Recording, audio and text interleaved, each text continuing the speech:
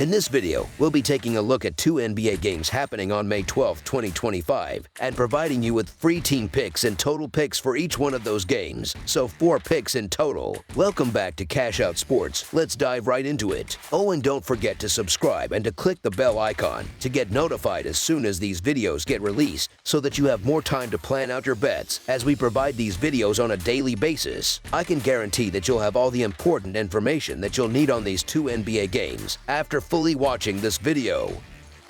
One more thing before we start. If you would like to gain access to our best exclusive sports picks to take your journey to the next level, then check out our Patreon in the link down below, where we offer our best single picks, parlay picks, and much more. Now let's get started. Boston Celtics versus New York Knicks. The Boston Celtics and New York Knicks are set to clash once again in Game 4, this time back in the electric atmosphere of Madison Square Garden. The Knicks still control the series with a 2-1 edge in this best-of-7 showdown in the Eastern Conference semifinals. After falling into a hole early in the series, Boston got back in it with a statement win in Game 3, taking the contest 115-93 as 6-point favorites on the road. Boston looked like a team that finally woke up in Game 3, showing urgency and purpose in a must-win scenario. They shot a solid 48% from the floor and lit it up from beyond the arc, sinking 20 of their 43-point attempts. They came out firing, outscoring New York by 25 points in the first half, and at one point had built a 31-point cushion. That early burst took all the pressure off, and they cruised through the second half without much resistance. On the other side, the Knicks entered Game 3 riding high after grabbing the first 2 wins of the series, but reality hit hard on Saturday. They couldn't find their rhythm at either end, shooting just 40% overall and only converting 5 of their 25 attempts from 3. The Celtics jumped on them right from the start, and the Knicks couldn't match the energy or physicality. They went into halftime already trailing by 25, and while they looked a bit more alive in the second half, they never really made a dent. It was one of those nights where nothing came easy. In terms of roster updates, Boston is still a little thin, with Sam Hauser remaining out of action. Meanwhile, New York has their full roster available again. After dropping the first 2 games on their home court, the Celtics needed to punch back, and they did just that. Their shooting, especially from deep, came alive when they needed it most. If they can repeat that kind of shooting performance, 23s on 50% shooting, they'll be incredibly tough to beat. The Knicks managed to claw back from big deficits in the first 2 games, but let's be real, those comebacks said more about Boston's collapses than anything the Knicks did especially well. In Game 3, it looked like the Celtics were finally playing with the kind of urgency and intensity this stage demands. New York has been a decent bet so far, going 6-3 against the spread in the playoffs, while Boston has split their games at 4-4 against the spread.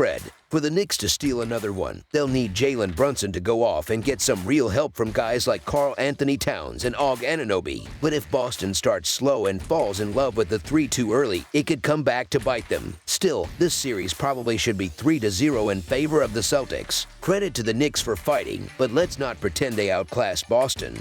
Those early wins were more about the Celtics letting go of the rope. Boston has been in control all season when it comes to head-to-head matchups. They swept the Knicks 4-0 in the regular season, winning by an average margin of over 16 points. In the playoffs, they've clamped down defensively, allowing just 97 points per game, and that number is even inflated by an overtime outing. With Boston finding a groove on offense and still locking in defensively, I'm more than comfortable backing them to cover a 2-possession spread on the road. They're just a better, deeper, and more consistent team. As our first pick for this matchup, the Boston Celtics to win and cover the spread as favorites is our full game side pick.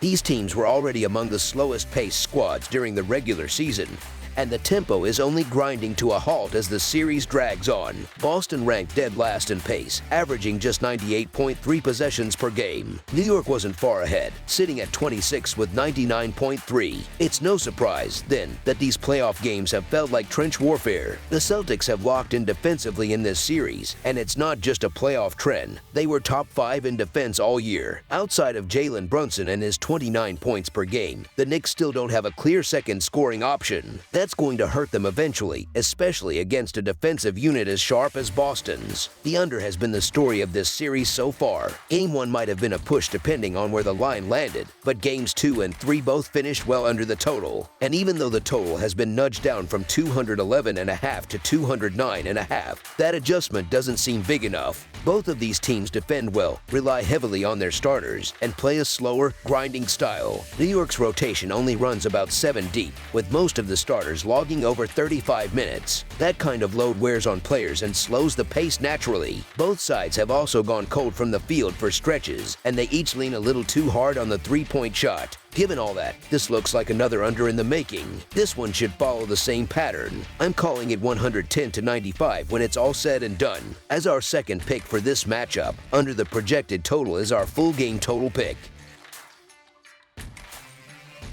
Minnesota Timberwolves versus Golden State Warriors. The Minnesota Timberwolves are aiming to take a commanding 3-1 lead in their playoff series against the Golden State Warriors when the two teams meet again Monday night at the Chase Center. After losing the first game of the series, Minnesota bounced back strong with back-to-back victories in games 2 and 3. Those wins came in large part because Golden State has been without their engine, Steph Curry, who's been sidelined. With a 2-1 series advantage now in hand, the Timberwolves are starting to take control following a gritty 102-97 win on the road Saturday night. Minnesota didn't shoot particularly well, just 43% from the floor and 3 for 3-4 from deep. And for much of the game, they looked flat. They even fell behind by 6 in the fourth quarter, but when it mattered most, they flipped the switch with a critical 21-9 run that put them back in front. That late surge was enough to escape with the narrow victory and notch a solid road cover. On the flip side, the Warriors are in a tough spot after narrowly dropping Game 3 at home, falling 102-97 in a battle that could have gone either way. Golden State matched Minnesota's shooting at 43% and knocked down 10 of their 23 three-point attempts. They came out with energy, played lockdown defense early, and managed to keep the Timberwolves to just 40 first-half points. The Warriors led most of the way, but when the fourth quarter rolled around, their offense dried up and gave Minnesota just enough of a window to sneak out with the win.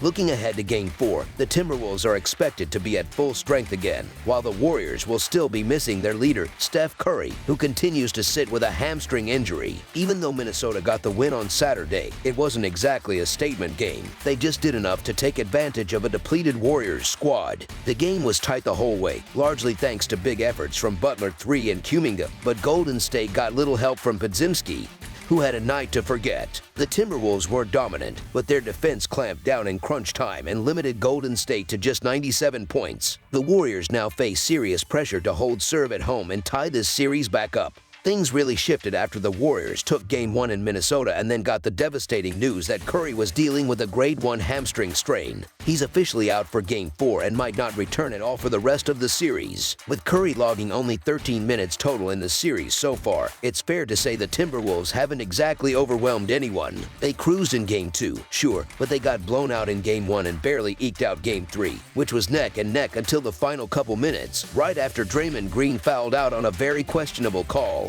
Jimmy Butler and Buddy Hield have been key for Minnesota throughout the playoffs. Butler dropped 33 points on Saturday, and Hield continued his hot shooting, going 4 of 8 from deep.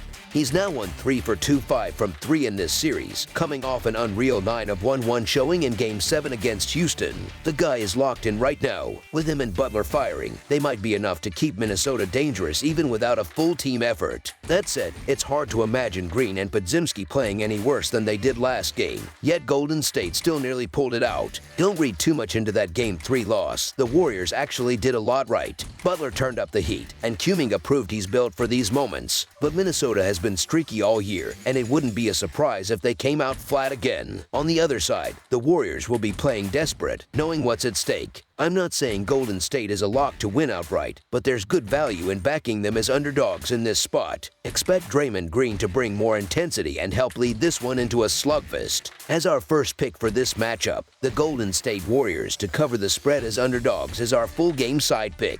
Game 3 stayed under the total, and that might not change here. Butler and Kuminga combined for 63 of Golden State's 97 points, and that kind of output probably won't repeat itself. Expect Minnesota to key in on keeping Butler out of the paint this time, and Kuminga has yet to prove he can deliver like that on a regular basis. Golden State is clearly missing Steph's playmaking and spacing. Without him, they aren't getting those clean looks from 3 or easy buckets in transition that normally fuel their offense. Minnesota had a decent night from 3, but they've been cold throughout the playoffs, and consistency from deep is still a problem for them. Golden State finished the second half of the season with the league's top-rated defense, and now, without Curry, they're doubling down on that identity. Minnesota has held 6 of of their last 8 playoff opponents under 100 points, and the Warriors haven't cracked 100 once in this series. These are also the 2 slowest paced teams left in the West, with Golden State averaging just 83.1 shots per game and Minnesota even slower at 79.8. This has all the makings of a slow, bruising playoff battle. Golden State knows what's on the line here, and you can bet they'll come out locked in defensively, trying to avoid falling behind 3-1. If they're going to win this one, it's not going to be pretty, it's going to be a grind. As our second pick for this matchup, under the projected total is our full game total pick.